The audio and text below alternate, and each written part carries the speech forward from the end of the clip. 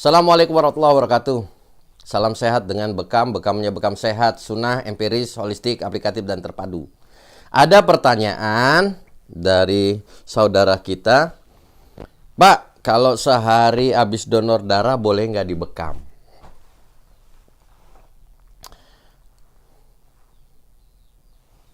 Ketika bicara darah, tubuh kita ini sepertiga belas persennya adalah darah.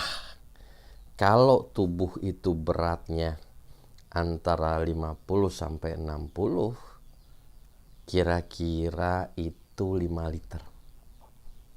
Darah yang boleh keluar itu 20%-nya dari volume darah. Volume darah itu kalau 5 liter berarti volume darah yang boleh keluar adalah 20%-nya 1 liter. Lebih dari itu orangnya koid. Nah, ketika bicara donor darah nih, donor darah maksimal itu rata-rata kita ngambil enaknya aja, rata-rata 2 kantong. Kalau satu kantongnya 250, maka 2 kantong berarti 500 cc. Memungkinkan, jadi nggak lebih dari istilahnya diambil 10%-nya. Nah, yang perlu diingat begini. Ketika darah itu keluar lewat pembuluh darah, mau itu dibekam, mau itu divasdu, mau itu donor darah, maka mekanisme tubuh bekerja untuk menormalkan kembali cairan yang keluar.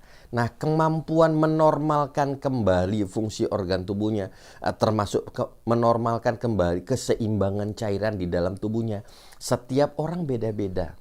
Bisa dilihat dari umur, bisa dilihat dari kemampuan metabolisme dia, banyak tuh. Maka ya dilihat itunya. Tadi yang pertama kita ngitung nih, kalau ada orang habis donor darahnya berapa banyak? Kalau 2 kantong donor darahnya, saran saya jangan. Karena untuk mengembalikan keseimbangan cairan yang 500 cc keluar itu belum tentu dia sudah normal. Besoknya Anda bekam, khawatirnya malah kolaps. Yang kedua, kalau misalnya bekamnya itu, donor darahnya itu hanya 1 kantong, kira-kira 250 cc, boleh nggak dibekam? Boleh. Dengan catatan cukup daya, cukup darah.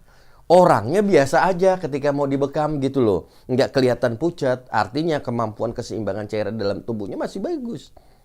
Bekamnya berapa titik?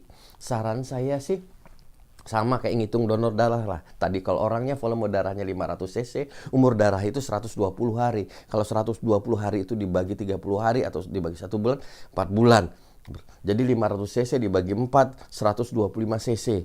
Bekam ketika orang habis donor darah itu maksimal 125 cc.